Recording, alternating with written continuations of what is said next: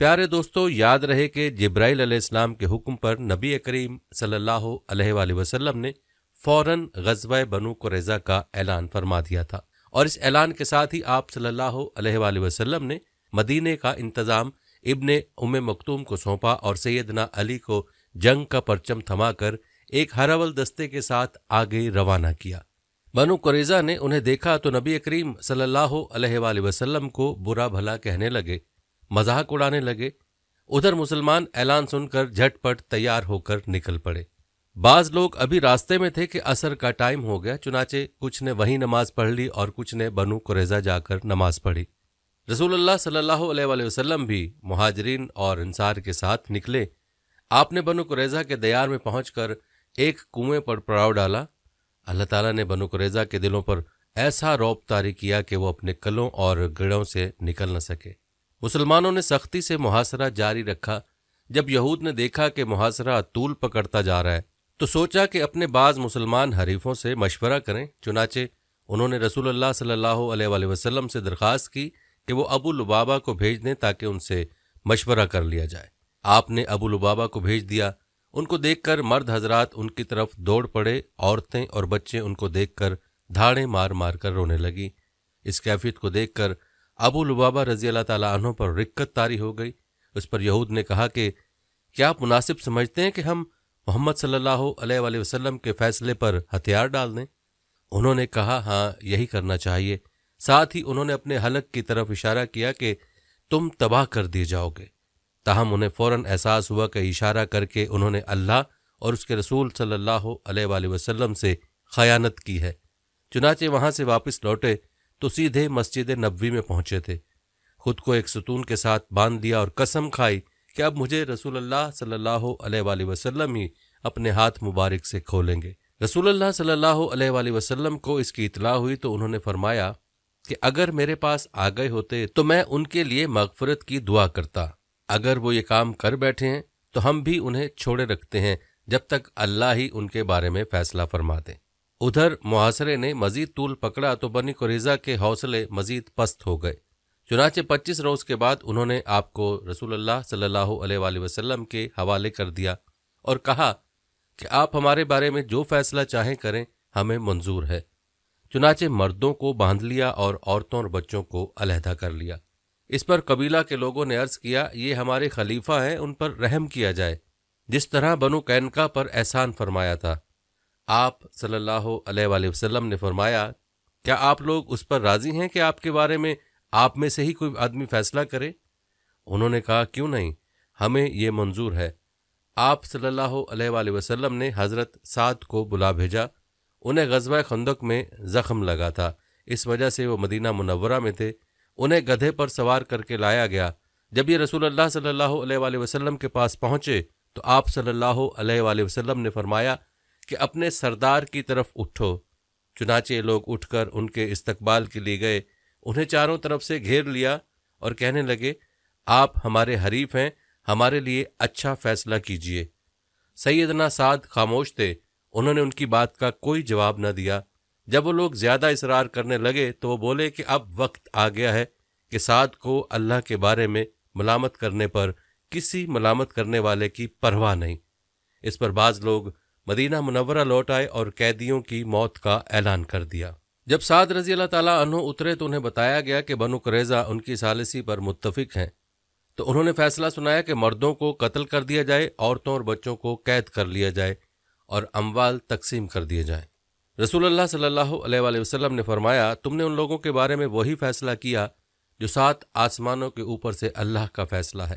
یہ فیصلہ یہودی شریعت کے مطابق تھا، بلکہ ان کی شریعت سے کہیں زیادہ نرم اور رحم پر مبنی تھا۔ سیدنا سعد کے اس فیصلے کے بعد بنو قریظہ کو مدینہ لایا گیا اور بنو نجار کی ایک عورت کے گھر میں قید کر دیا گیا۔ یہ حارث کی بیٹی تھیں۔ اس کے بعد مدینہ منورہ کے بازار میں خندق کھودی گئی اور انہیں وہاں لے جایا گیا اور ان خندقوں میں ان کی گردنیں ماری گئیں۔ ان کی تعداد 400 کے قریب تھی۔ یہ بھی کہا جاتا ہے کہ 600 اور 700 کے درمیان تھی۔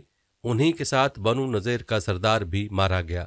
یہ ان 20 سرداروں میں سے تھا جنہوں نے قریش اور بنو غطفان کو جنگ کے لیے آمادہ کیا تھا۔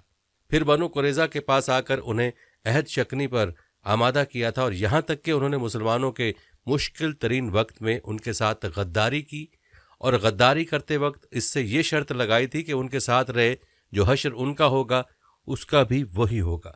چنانچہ محاصرہ ختم ہونے کے بعد اور ہتھیار ڈال دینے کے بعد یہ بھی ان کے ساتھ قتل کر دیا گیا۔ دوستو، روایات کے مطابق جب بنو قریظہ کا کام تمام ہو گیا تو بندہ صالح سعد بن معاذ کی دعا قبول ہو گئی۔ وہ مسجد نبوی کے خیمے میں تھے تاکہ نبی کریم صلی اللہ علیہ وآلہ وسلم پاس ہی سے ان کی عیادت کر لیا کریں۔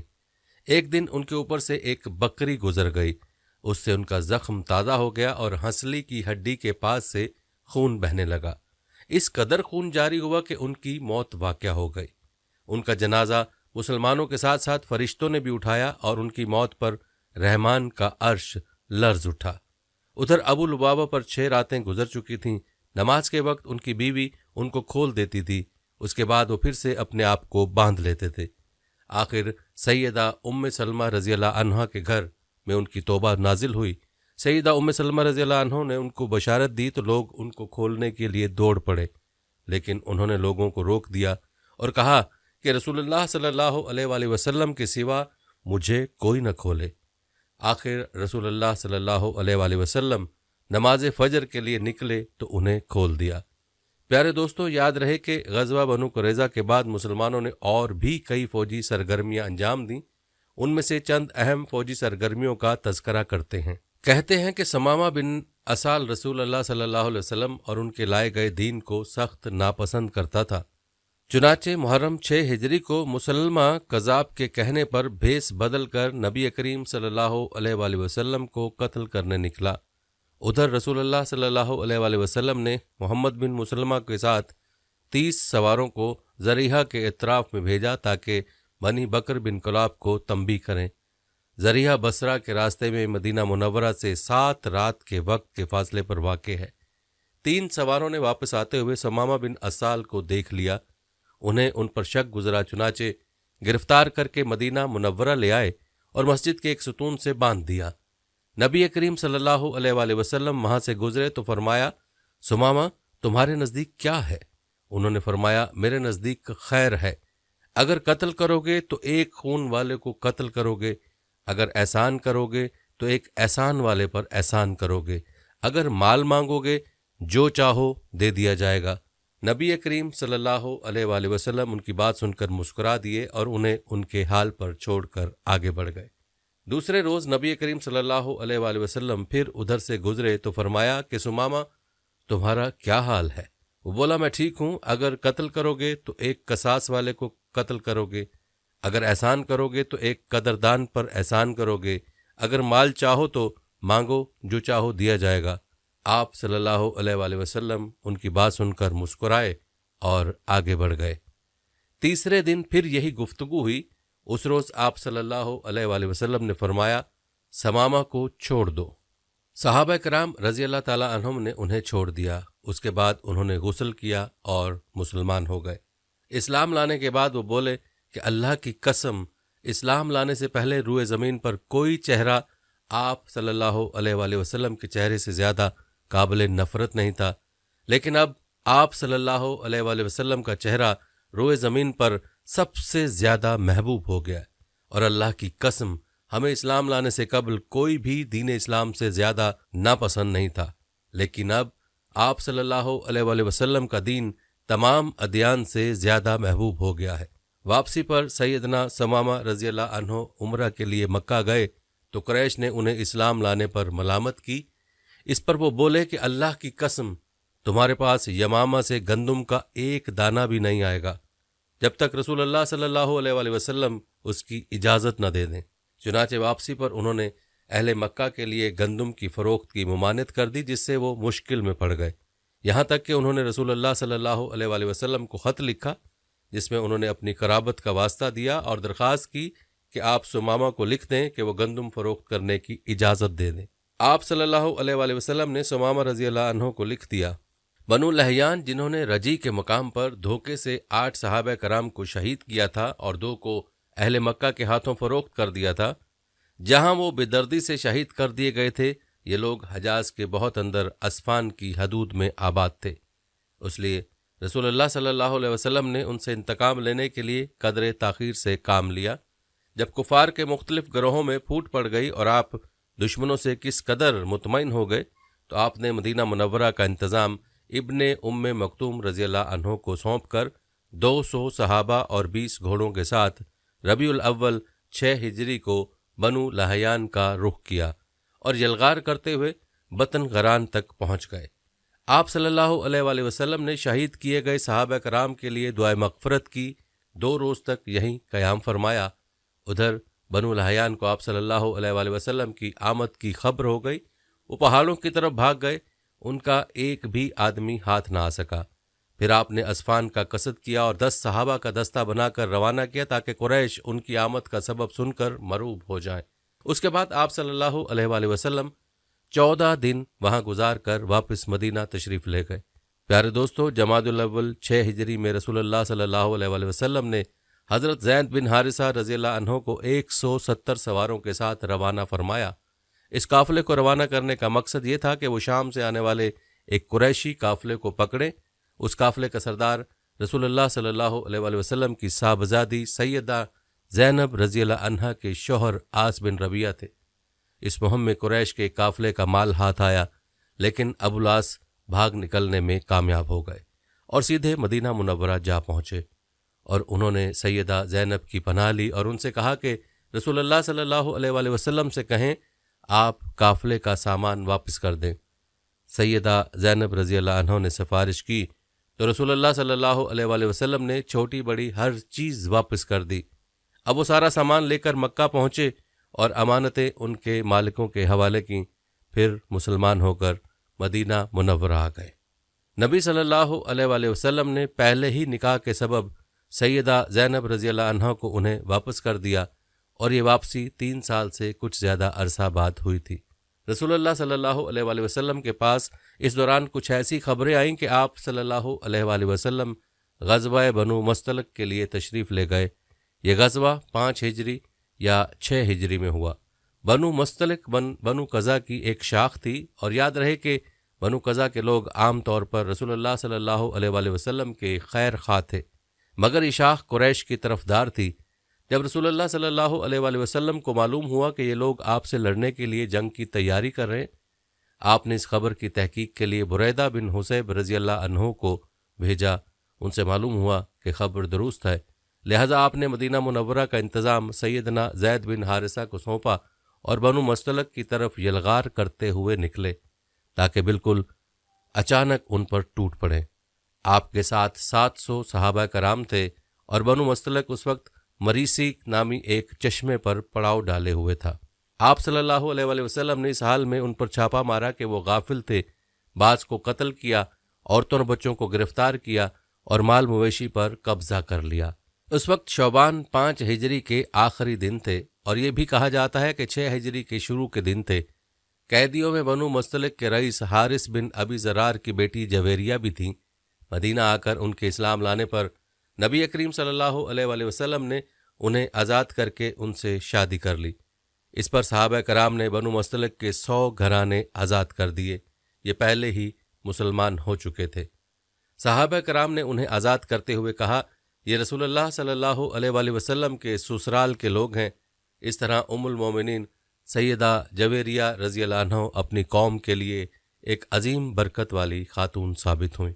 دوستو، یاد رہے کہ اسی غزوے سے واپسی پر مسلمانوں کے پاس پینے اور وضو کے لیے پانی نہ بچا تو تیمم نازل ہوا، اور اسی سال پردے کا حکم نازل ہوا۔ مسلمان مردوں اور عورتوں کو نگاہ نیچی رکھنے کا حکم دیا گیا۔ پردے کے متعلق احکامات سورہ نور کی آیت نمبر 30 اور 31 میں تفصیل سے موجود ہیں۔ پردے کے اس حکم سے پاکیزہ خواتین بلکہ سب خواتین کی عزت و عصمت کو ہمیشہ کے لیے پناہ مل گئی، اور معاشرے میں عورتوں کے عزت و وقار کو قابل قدر تحفظ مل گیا۔ پردے کے حکم سے عورتوں کے احترام میں اس طرح اضافہ ہوا کہ جو کائنات کے کسی نظام نے عورتوں کو عطا نہیں کیا تھا۔ خواتین کو اگر اپنا مرتبہ، حیثیت اور مقام پتہ کرنا ہو تو انہیں تعلیم اسلام کے راستے میں یہ سب کچھ میسر ہوگا۔ پیارے دوستو، چند سال پہلے تک اسلام کی راہ میں مشکلات کے پہاڑ حائل تھے، لیکن اب رسول اللہ صلی اللہ علیہ وآلہ وسلم کے اخلاق و تدبیر سے اور مسلمانوں کے اخلاص، ایثار اور کوششوں سے وہ ایک ایک کر کے دور ہو گئے۔ اب اسلام کی ترقی کی راہ میں بس دو ہی رکاوٹیں رہ گئی تھیں، ایک مکہ کے مشرک اور دوسرا خیبر کے یہودی۔ مکے کے مشرکوں سے آپ یہ چاہتے تھے کہ وہ اسلام کی تبلیغ کو امن و امان سے آگے بڑھنے دیں، اور جو لوگ خوشی سے اس حلقے میں آنا چاہیں انہیں یہ موقع دیا جائے۔ مکہ مکرمہ میں غریب اور کمزور عورتوں، بچوں اور بے بس مسلمان مردوں کو جو نظر بند کر رکھا ہے، مدینہ منورہ آنے دیا جائے۔ مسلمانوں کو مکہ آنے جانے اور خانہ کعبہ کے طواف اور حج کی آزادی مل جائے۔ اور دوستو، دوسری طرف رسول اللہ صلی اللہ علیہ وآلہ وسلم خیبر کے یہود سے صرف یہ چاہتے تھے کہ وہ اسلام کی طاقت کو تسلیم کر لیں۔ یہ دونوں رکاوٹیں اس سال کے دوران صلح حدیبیہ اور یہود کے مکمل خاتمے سے دور ہو گئیں۔ یاد رہے کہ مہاجرین کو مکہ چھوڑے قریباً 6 سال بیت گئے تھے۔ کچھ لوگ کعبہ کی زیارت کو بہت ترس رہے تھے اور کچھ اپنے رشتہ داروں سے ملنے کے لیے بے چین تھے۔ دونوں جذبے فطری تھے۔ ہجرت کے مقدس فریضے نے اس فطری جذبے کو دبا دیا تھا۔ ہجرت کے 6 سال مدینہ منورہ میں رسول اللہ صلی اللہ علیہ وآلہ وسلم کو خواب دکھلایا گیا کہ آپ اور آپ کے صحابہ امن کے ساتھ مسجد حرام میں داخل ہوئے۔ آپ صلی اللہ علیہ وآلہ وسلم نے خانہ کعبہ کی کنجی لی اور صحابہ کرام سمیت بیت اللہ کا طواف اور عمرہ کیا۔ پھر کچھ لوگوں نے سروں کو منڈوایا اور کچھ لوگوں نے قصر کروایا۔ آپ صلی اللہ علیہ وآلہ وسلم نے صحابہ کرام کو اس خواب کی اطلاع دی اور یہ بتلایا کہ آپ عمرہ ادا فرمائیں گے، لہٰذا صحابہ کرام بھی سفر کے لیے تیار ہو گئے۔ آپ صلی اللہ علیہ وآلہ وسلم نے مدینہ کے گرد و پیش کی آبادیوں میں بھی روانگی کا اعلان کروا دیا، لیکن انہوں نے چلنے میں دیر کر دی۔ رسول اللہ صلی اللہ علیہ وآلہ وسلم پیر کے روز یکم ذی القعدہ 6 ہجری کو 1400 مہاجرین و انصار کے ساتھ مدینہ سے روانہ ہوئے اور اپنے ساتھ قربانی کے جانور بھی لیے تاکہ لوگ جان لیں کہ آپ جنگ کے لیے نہیں عمرے کے لیے جا رہے ہیں۔ ذی الحلیفہ پہنچ کر جانوروں کو قلابے پہنائے گئے، ان کی کوہانے چیر کر نشان بنایا اور عمرے کا احرام باندھا۔ نبی کریم صلی اللہ علیہ وآلہ وسلم نے سفر جاری رکھا۔ عثمان پہنچے تو آپ کو اطلاع دی گئی کہ قریش مسلمانوں کو بیت اللہ سے روکنے اور جنگ کرنے کا تہیہ کیے بیٹھے ہیں، اور خالد بن ولید کو 200 سواروں کے ساتھ قرى الامین بھیج دیا ہے تاکہ وہ مکہ آنے والے راستے بند رکھیں۔ نیز اپنی مدد کے لیے حلیف قبائل کو بھی جمع کر لیا ہے۔ اس پر رسول اللہ صلی اللہ علیہ وآلہ وسلم نے صحابہ کرام سے مشورہ کیا کہ کیا کریں، یہ حلیف قبائل جو جمع ہوئے ان کے گھروں پر حلہ بول دیں یا سیدھے بیت اللہ جائیں اور جو روکیں ان سے لڑ پڑیں۔ سیدنا ابو بکر صدیق رضی اللہ عنہ نے کہا کہ ہم عمرہ کرنے آئے ہیں، لڑنے نہیں، لہٰذا جو ہمارے اور بیت اللہ کے درمیان رکاوٹ بنے گا ہم اس سے لڑیں گے۔ رسول اللہ صلی اللہ علیہ وآلہ وسلم نے اس رائے کو پسند فرمایا۔ ادھر خالد بن ولید نے مسلمانوں کو ظہر کی نماز میں رکوع اور سجدہ کرتے دیکھا تو کہا کہ یہ لوگ غافل تھے، ہم نے حملہ کیا ہوتا تو انہیں مار دیا ہوتا۔ پھر انہوں نے طے کیا کہ عصر کی نماز کے دوران حملہ کریں گے، لیکن اللہ نے ظہر اور عصر کے دوران نماز سے جنگ کا حکم نازل فرمایا۔ اس حکم میں وضاحت کی گئی کہ مسلمان جنگ کے دوران کس طرح نماز ادا کریں۔ اس طرح خالد بن ولید کے ہاتھ سے یہ موقع بھی جاتا رہا۔ رسول اللہ صلی اللہ علیہ وآلہ وسلم نے اس راستے کو چھوڑ کر ایک دوسرا راستہ اختیار کیا اور مکے سے نیچے داہنے ہاتھ چل کر حدیبیہ کے پاس پہنچ گئے۔ وہاں پہنچے تو آپ کی اونٹنی بیٹھ گئی۔ لوگوں نے اسے اٹھانے کی کوشش کی تو بھی نہ وہ اٹھی۔ ان لوگوں نے کہا کہ قصوہ اڑ گئی ہے۔ اس پر رسول اللہ صلی اللہ علیہ وآلہ وسلم نے فرمایا کہ قصوہ اڑی نہیں اور نہ یہ اس کی عادت ہے، بلکہ اسے اس ہستی نے روک رکھا ہے جس نے ہاتھی کو روک رکھا تھا۔ پھر آپ صلی اللہ علیہ وآلہ وسلم نے فرمایا، اللہ کی قسم یہ لوگ مجھ سے کسی ایسے معاملے کی طلب نہیں کریں گے جس میں اللہ کی حرمتوں کی تعظیم کر رہے ہوں، مگر میں اسے ضرور تسلیم کر لوں گا۔ اس کے بعد آپ صلی اللہ علیہ وآلہ وسلم نے اونٹنی کو ڈانٹا تو وہ اچھل کھڑی ہوئی۔ پھر آپ نے آگے بڑھ کر حدیبیہ میں پڑاؤ ڈالا۔ اس کے بعد بدیل بن ورقہ قضا کی ایک جماعت کے ساتھ آیا۔ یہ لوگ رسول اللہ صلی اللہ علیہ وآلہ وسلم کے خیر خواہ تھے۔ اس نے بتایا کہ قریش آپ کو قتل کرنے اور آپ کو بیت اللہ سے روکنے کا قصد کیے بیٹھے ہیں۔ آپ صلی اللہ علیہ وآلہ وسلم نے اس سے فرمایا کہ ہم صرف عمرہ کرنے آئے ہیں، لڑائی کے لیے نہیں آئے، اور ہم صلح کرنے کے لیے تیار ہیں، لیکن اگر قریش نے لڑائی پر اصرار کیا تو ہم اس وقت تک لڑیں گے جب تک میرا سر تن سے جدا نہیں ہو جاتا یا اللہ کا حکم نازل نہیں ہو جاتا۔ بدیل نے واپس پلٹ کر یہ بات قریش کو بتائی۔ انہوں نے مکرز بن حفص کو بھیجا آپ صلی اللہ علیہ وآلہ وسلم نے اس سے بھی وہی بات کی جو بدیل سے کہی تھی۔ اس کے بعد قریش نے حلیف قبائل کے سردار حلیس بن القما کو بھیجا۔ آپ نے اسے دیکھ کر فرمایا کہ یہ شخص ایسی قوم سے تعلق رکھتا ہے جو قربانی کے جانوروں کا بہت احترام کرتی ہے، لہٰذا جانوروں کو کھڑا کر دو۔ صحابہ کرام نے جانوروں کو کھڑا کر دیا اور خود بھی لبیک پکارتے ہوئے اس کا استقبال کیا۔ اس نے یہ حالت دیکھی تو کہا سبحان اللہ، ان لوگوں کو بیت اللہ سے روکنا ہرگز مناسب نہیں۔ بیت اللہ کے رب کی قسم، قریش برباد ہوئے، یہ لوگ عمرہ کرنے آئے ہیں۔ قریش نے یہ بات سنی تو کہا بیٹھ جاؤ، تم اعرابی ہو، تمہیں چال بازیوں کا کوئی علم نہیں۔ اس کے بعد قریش نے عروہ بن مسعود کو بھیجا، اس نے آ کر بات کی۔ آپ صلی اللہ علیہ وآلہ وسلم نے اس سے بھی یہی کہا۔ اس نے دربار نبوت کی کیفیت دیکھی تو دنگ رہ گیا۔ اس نے مکہ واپس جا کر کہا کہ میں کیسر و کسریٰ کے دربار دیکھیں، لیکن جیسے جانثار محمد بن عبداللہ صلی اللہ علیہ وآلہ وسلم کو ملے ہیں ان کی کوئی مثال نہیں۔ ان کے نبی جب وضو کرتے ہیں تو یہ لوگ وضو کا پانی زمین پر نہیں گرنے دیتے۔ اب رسول اللہ صلی اللہ علیہ وآلہ وسلم نے طے کیا کہ قریش کے پاس ایک سفیر بھیجیں جو انہیں یقین دلائے کہ آپ عمرہ کے لیے ہی آئے ہیں۔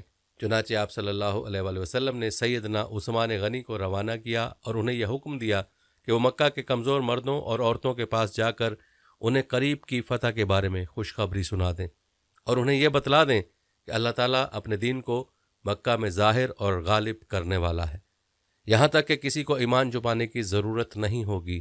چنانچہ سیدنا عثمان رضی اللہ عنہ مکے کی پناہ میں داخل ہوئے اور پیغام پہنچایا۔ قریش نے سیدنا عثمان کو پیشکش کی کہ بیت اللہ کا طواف کر لیں۔ اس پر سیدنا عثمان نے فرمایا یہ کیسے ممکن ہے کہ رسول اللہ صلی اللہ علیہ وآلہ وسلم کو تو بیت اللہ کے طواف سے روک دیا اور عثمان طواف کرے؟ پھر انہوں نے سیدنا عثمان رضی اللہ عنہ کو روک لیا۔ غالباً وہ چاہتے تھے کہ آپس میں مشورہ کر لیں اور پھر اپنے جواب سمیت ان کو رخصت کریں۔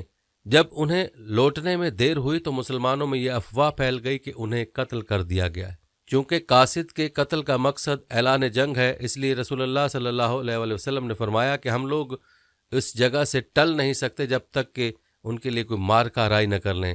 پھر آپ نے ایک درخت کے نیچے 1400 صحابہ سے بیعت لی۔ صحابہ نے بڑی گرم جوشی کے ساتھ موت پر اور میدان سے نہ بھاگنے پر بیعت لی۔ اس موقع پر رسول اللہ صلی اللہ علیہ وآلہ وسلم نے اپنا ایک ہاتھ دوسرے ہاتھ سے پکڑ کر فرمایا یہ عثمان کا ہاتھ ہے۔ لیکن جب بیعت مکمل ہو چکی تھی اور سیدنا عثمان رضی اللہ تعالیٰ عنہ آ گئے تو اللہ تعالیٰ نے اس بیعت کی فضیلت میں سورہ فتح کی آیت 18 نازل فرمائی۔ یقیناً اللہ مومنین سے راضی ہوا جب وہ آپ سے درخت کے نیچے بیعت کر رہے تھے، اور وہیں سے اس کا نام بیعت رضوان مشہور ہوا۔ قریش نے اس بات کا سنا تو ان پر بہت زبردست رعب طاری ہوا اور صلح کے لیے سہیل بن عمر کو بھیجا۔ سہیل بن عمر نے ایک لمبی گفتگو کی، آخر کار یہ شرائط طے ہوئیں۔ نمبر 1، رسول اللہ صلی اللہ علیہ وآلہ وسلم اس سال مکے میں داخل ہوئے بغیر لوٹ جائیں گے، اگلے سال مکہ آئیں گے اور 3 روز قیام کریں گے۔ ان کے ساتھ کوئی ہتھیار نہیں ہوگا، صرف تلوار ہوگی، وہ بھی میان کے اندر۔ نمبر 2، فریقین میں 10 سال کے لیے جنگ بندی رہے گی۔ نمبر 3، جو شخص محمد صلی اللہ علیہ وآلہ وسلم کے عہد میں داخل ہونا چاہے ہو سکتا ہے، اور جو قریش کے عہد میں داخل ہونا چاہے ہو سکتا ہے۔ نمبر 4، قریش کا جو آدمی مسلمانوں کی پناہ میں جائے گا مسلمان اسے قریش کے حوالے کر دیں، لیکن مسلمانوں کا جو شخص قریش کی پناہ میں آئے گا قریش اسے واپس نہیں کریں گے۔ نمبر 5، اس کے بعد آپ صلی اللہ علیہ وآلہ وسلم نے سیدنا علی رضی اللہ عنہ کو بلایا اور فرمایا کہ لکھو بسم اللہ الرحمن الرحیم۔ اس پر سہیل بن عمر نے فرمایا ہم نہیں جانتے کہ رحمان کیا ہے، آپ بسمک اللہم لکھ لیں۔ رسول اللہ صلی اللہ علیہ وسلم نے انہیں یہی لکھنے کا حکم دیا، پھر آپ نے املا لکھوائی۔ یہ وہ بات ہے جس پر محمد صلی اللہ علیہ وآلہ وسلم نے مصالحت کی ہے۔ اس پر سہیل نے کہا کہ اگر ہم جانتے کہ آپ اللہ کے رسول ہیں تو ہم نہ آپ کو بیت اللہ سے روکتے اور نہ آپ سے جنگ کرتے، لہٰذا آپ محمد بن عبداللہ لکھوائیں۔ آپ صلی اللہ علیہ وآلہ وسلم نے فرمایا میں اللہ کا رسول ہوں اگرچہ تم جھٹلاؤ۔ پھر آپ صلی اللہ علیہ وآلہ وسلم نے سیدنا علی رضی اللہ عنہ کو فرمایا کہ لفظ رسول اللہ صلی اللہ علیہ وآلہ وسلم کو مٹا کر محمد بن عبداللہ لکھیں۔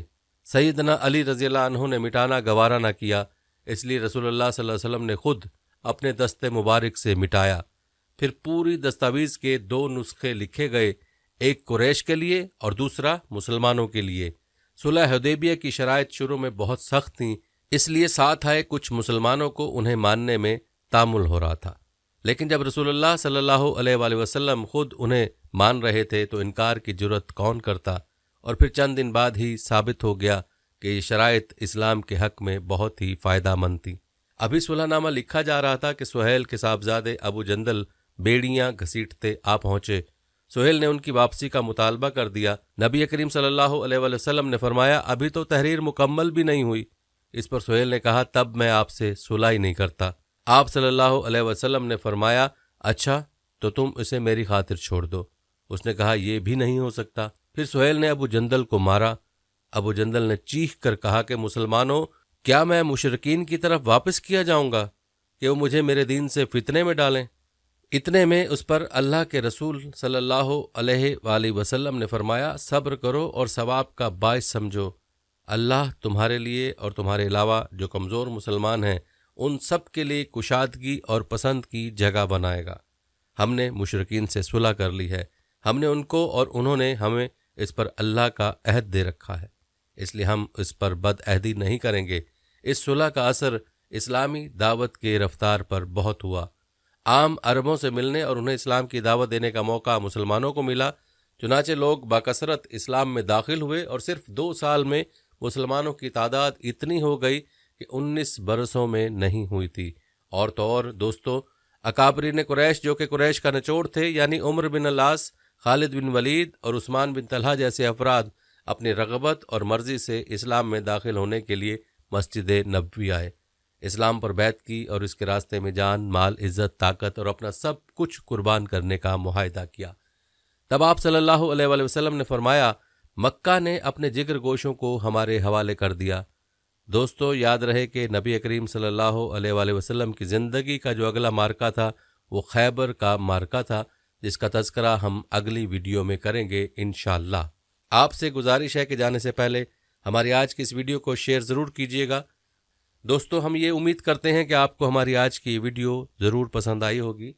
اگر آپ کو ہماری آج کی ویڈیو پسند آئی ہے تو سب سے پہلے تو اس کو لائک کریں اور اپنی رائے کا اظہار کمنٹ سیکشن میں لازمی کریں، اور آپ سے ایک بار پھر درخواست ہے کہ آپ ہمارے چینل الفلاح کو ضرور سبسکرائب کر لیں اور ساتھ ہی لگے گھنٹی کے بٹن کو بھی کلک کریں تاکہ آپ کے پاس ہمارے آنے والی مزید ویڈیوز کا نوٹیفیکیشن بر وقت ملتا رہے۔ اللہ تعالیٰ آپ کو اپنی حفظ و امان میں رکھے، آمین۔